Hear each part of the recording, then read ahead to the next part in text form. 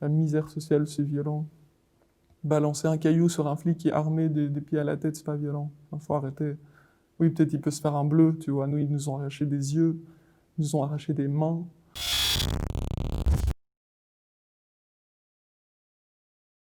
Puis si t'as ça, il y a l'année Gilets jaunes qui arrive.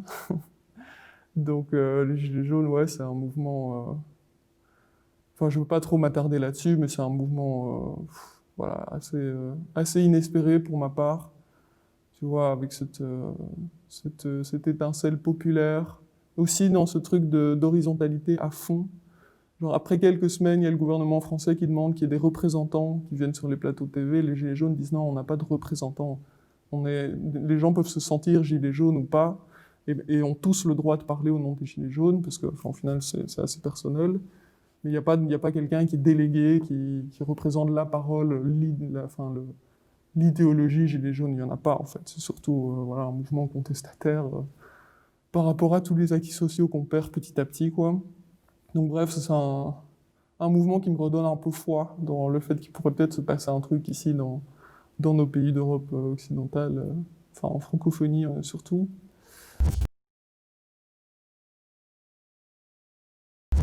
Bah je sais pas trop, je sais pas trop, je sais que dans les milieux militants, au sens très large, il y a beaucoup de guéguerre entre nous, de savoir ce qui est mieux, ce qui est le plus révolutionnaire et pas réformiste, ce qui a un impact, ce qui est le plus même inclusif. Je n'ai pas la réponse à cette question. Je crois que oui, on est plus efficace en fait quand on occupe un lieu. Même par exemple la manifestation sauvage, donc qui n'a pas été, enfin voilà, la manifestation au vieux sens du terme, quoi, en mode tu sors dans la rue et tu cries parce que t'es pas content.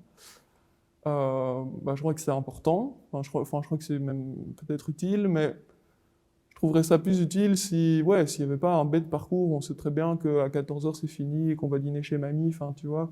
S'il y avait un truc, bah, par exemple, ce qui s'est passé à Portland avec Black Lives Matter, bah, en fait, ouais, il y a eu des émeutes tous les jours, et puis finalement, bah, ils ont occupé un quartier. Il y a même des médias de gauche qui parlaient d'une ZAD urbaine. Donc, ouais, là, ça a du sens, en fait. Là. Mais bon, après, je reviens, en fait, au fait d'occuper comme si c'était la seule manière efficace de lutter. Je pense que, voilà, comme je te dis, je pense que moi, j'ai pas la réponse, mais moi, de mon expérience, en fait, le moment où j'ai eu l'impression qu'on avait un impact, c'était surtout en occupant et en jouant sur le soutien médiatique, très important. On l'a pas toujours fait. Moi, les manières de lutter classiques, légales, voilà, elles m'ont saoulé, quoi. Faut des pétitions, des manifs, des grèves. Je trouve que en fait, on est rentré dans le spectacle du militantisme, quoi.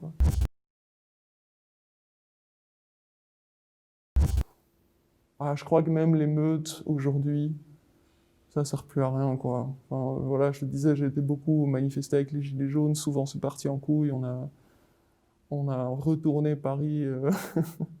Ça faisait du bien. Ça n'empêche que, oui, c'est vrai que d'un point de vue individuel, ça peut faire du bien.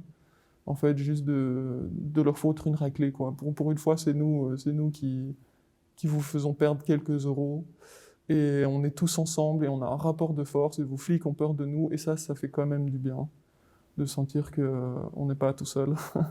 Et que peut-être le jour où on se soulève, en fait, ouais, on a quand même de la force tous ensemble, quoi.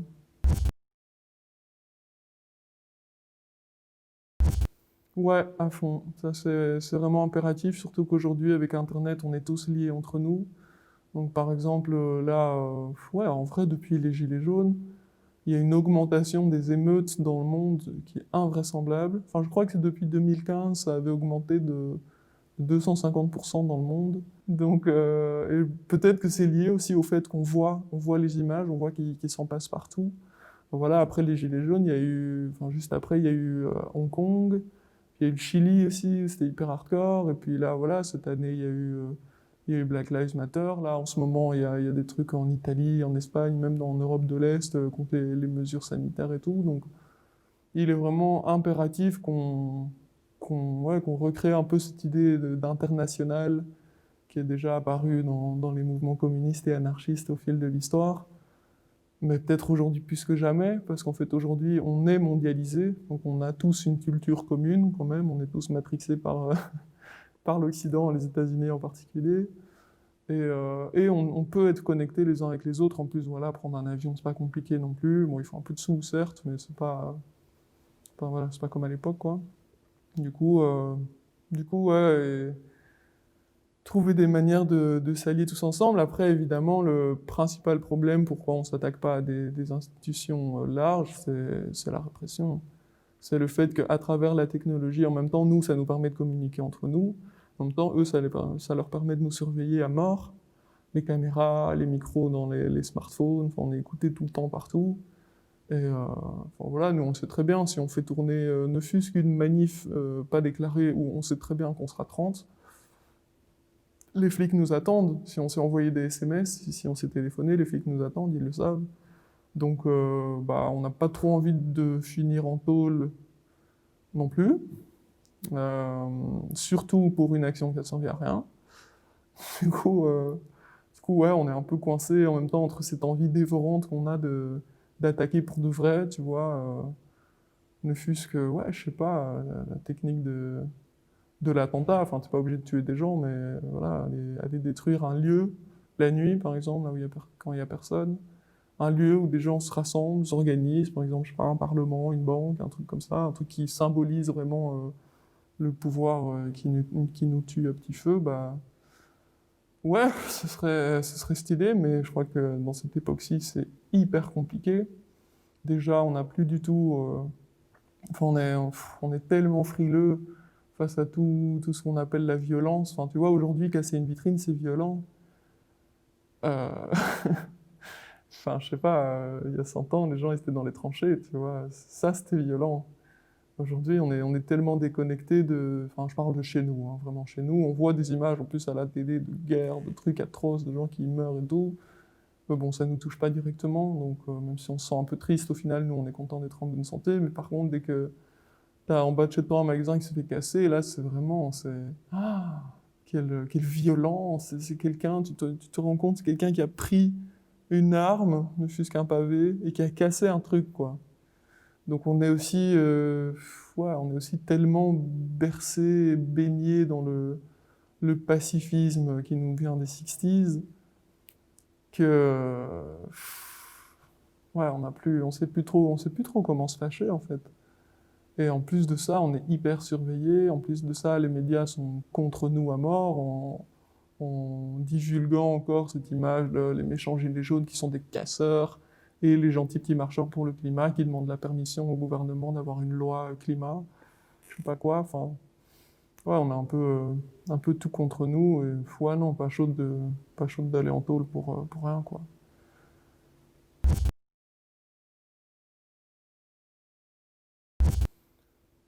Euh, Ben en fait, je crois que justement, j'ai essayé au fil de tous ces débats de sortir de la théorisation de la violence. En vérité, la violence, c'est super individuel, quoi. Enfin, personnel. Il y a un truc qui peut être violent pour toi qui l'est pas pour quelqu'un d'autre. Et même, il y a un truc qui peut être violent pour ta communauté de gens qui l'est pas pour une autre communauté. Donc, en fait, on sait pas vraiment la théoriser. Enfin, comme je te dis, très clairement, pour moi, casser une vitrine, c'est pas violent. Surtout, en tout cas, dans ce contexte-ci. Un contexte où, voilà, les gens s'appauvrissent, les gens se serrent la ceinture. Depuis la crise de 2008, enfin, voilà, moi-même, même mon père qui était artisan à ce moment-là, ça va pas mieux depuis 2008, quoi. Donc voilà, il a fait faillite 2 fois dans sa vie, alors que enfin, il était, comme je disais, c'est vraiment ce genre de daron qui était investi dans la société, qui avait envie d'entreprendre, qui avait envie de se sentir utile. Et voilà, termine ouvrier non qualifié à 55 ans, donc un peu le plus bas de l'échelle sociale, donc c'est quand même une belle claque. Et donc ça, pour moi, c'est beaucoup plus violent. Euh, En fait, ouais, ouais.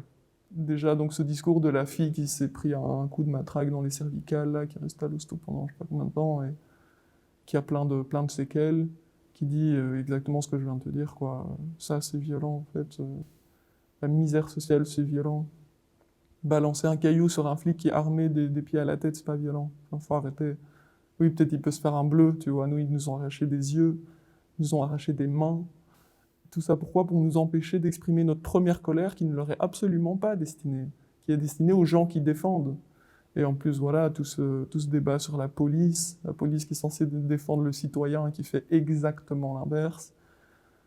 Est-ce qu'on peut vraiment blâmer les policiers? Bah oui et non. Eux aussi, on leur a mis des idées dans la tête en mode vous allez sauver des vies et tout. Ils se retrouvent à mettre des PV toute la journée et à se prendre la tête la plupart du temps avec des gens. Et en plus, voilà, on leur lave le cerveau en leur disant bah nous, par exemple, on est des méchants terroristes à arrêter pour eux, quoi. Une fois, je me suis fait arrêter dans une autre occupation à l'ULB. On était 6 à avoir dormi là.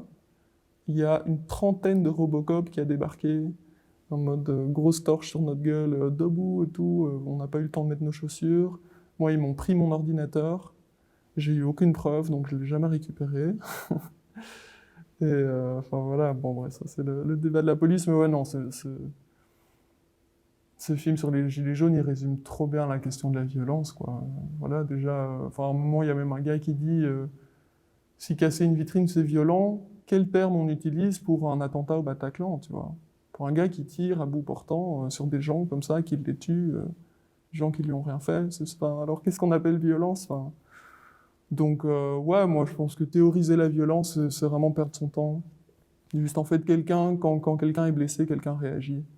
Et c'est normal, en fait. Je ne suis pas trop chrétienne.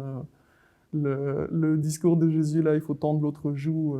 Si on t'a foutu une baffe, je suis pas chaude, en fait. Genre, je vois pas ce que ça t'apporte dans la vie, réellement. Enfin, voilà, même mai 68, en soi, il y avait des émeutes de fous. Et en plus, là, c'est un mouvement politiquement pacifiste. C'est un mouvement contre la guerre. Donc on est quand même... Oui, je suis contre la guerre, évidemment, je suis contre la guerre. Mais la guerre des États, la guerre des classes, je suis pas contre. Je crois que enfin, en fait, bah, d'ailleurs, il y a une phrase de Marx qui dit « La révolution pacifique si possible, violente si nécessaire ».